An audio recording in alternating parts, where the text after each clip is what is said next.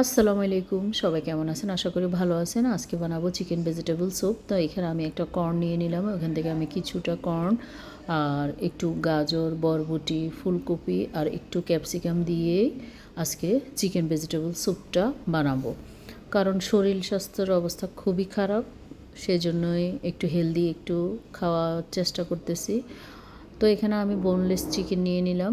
সেখানে আমি পানির মধ্যে জিরে, রসুন, আদাটা দিয়ে একটু 4 থেকে 5 মিনিট বয়েল করে নিলাম। তারপরে চিকেন স্টকটা দিয়ে সেটার মধ্যেই আমি আবার ওই পানিটার মধ্যে আমি গাজর আর ফুলকপিটা আর বরবটিটা দিয়ে 4 থেকে 5 মিনিট আমি বয়েল করব। 4 মিনিটের মতোই আমি বয়েল করব। তারপরে এখানে আমি স্বাদ মতো লবণ দিয়ে দিলাম। আর যে চিকেনটা বয়েল করা আছে সেই চিকেনটাও এখন দিয়ে দিলাম।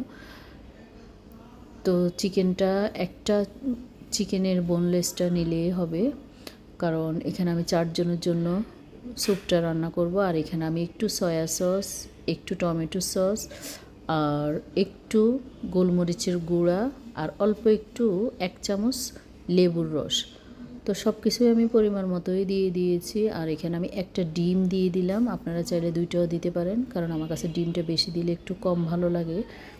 তো এবার আমি এখানে কর্নফ্লাওয়ারটা দিয়ে দিলাম 3 চামচ।